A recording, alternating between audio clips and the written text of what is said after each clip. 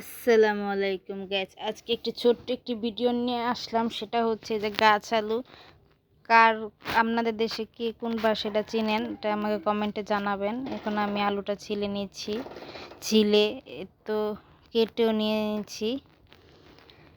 ভালো করে কেটে এর একটু কষকষ আছে, তারপর ধুয়ে এটা আমি একটু ভাপ দিয়ে নিব। এই যে আমি ভাপ দিতে বসিয়ে দিয়েছি, আমার বলক এসে পড়েছে। একটু ভালো করে আর একটু ফুটাবো, ফুটিয়ে তারপর এটা নামিয়ে আমি তরকারি বসিয়ে দিব। এখানে আমি তরকারি বসিয়ে দিয়েছি, তেল আর পেঁয়াজটা আমি ভেজে নিচ্ছি। তেল দিয়ে দিয়েছি, ভালো করে পেঁয়াজটা ভাজা হয়ে আসলে আদা বাটা দিয়ে দিব। যে আদা বাটা দিয়ে দিয়েছি, আদাটা ভালো করে ভাজবো, একটু ভাজলে যেন গন্ধটা যেন না আসে। এখানে দিয়ে দিয়েছি হলুদ, মরিচ আর লবণ। ভালো করে কষাবো, একটু ঝোলটা ফুটে আসলেই আমি মাছ দিয়ে দিব। মাছও দিয়ে দিয়েছি।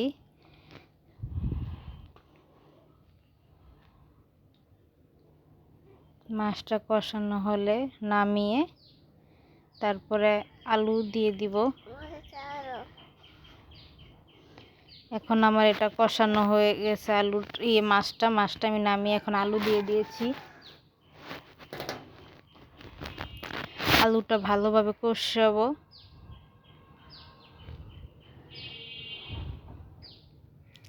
এই গাছ আলু খেতে অনেক মজা লাগে।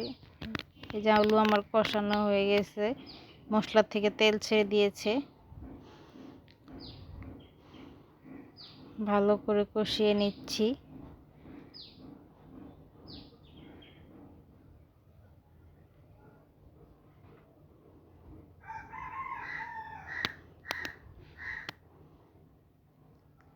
কষানো আমার শেষ পর্যায়ে,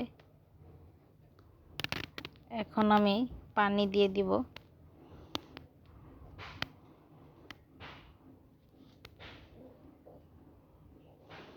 পানিটা দেওয়া হয়ে গেছে।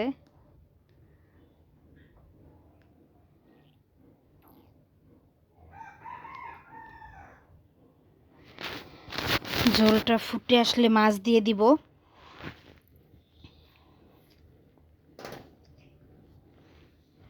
ঝোল আমার ফুটে গেছে।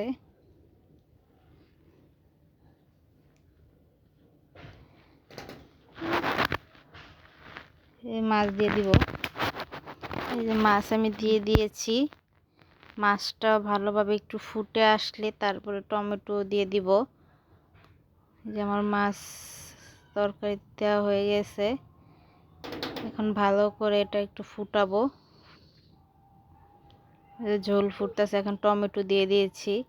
টমেটো তরকারির মধ্যে দিলে একটু ভালো স্বাদই হয় টমেটো। আর টমেটো কারা কারা পছন্দ করেন তারা জানাবেন। কিন্তু টমেটো একটু আস্ত থাকলে ভাতের সাথে খেতে অনেক মজা লাগে।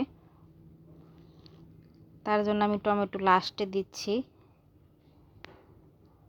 টমেটোটা একটু নরম হয়ে আসলে, ভালোভাবে ফুটলে তারপর আমি ধনেপাতা দিয়ে তরকারিটা নামিয়ে ফেলবো। এই যে আমার বলক এসে পড়েছে আবার টমেটো দেওয়ার পর। আমি এটা আরেকটু ঝোলটা একটু কমলে ধনেপাতা দিয়ে দিব। এই যে ধনেপাতা দিয়ে দিচ্ছি। যে এটা হচ্ছে বিলাতি ধনেপাতা, তরকারিতে দিলে অনেক ঘ্রাণ হয়। আশা করি আমার এই রেসিপিটা সবার কাছে আজকে অনেক ভালো লেগেছে। এই যে আমার তরকারি লাস্টের দিকে হয়ে গেছে।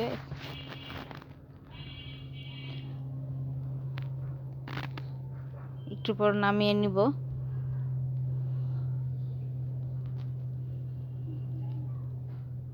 তরকারিও ফুটে গেছে।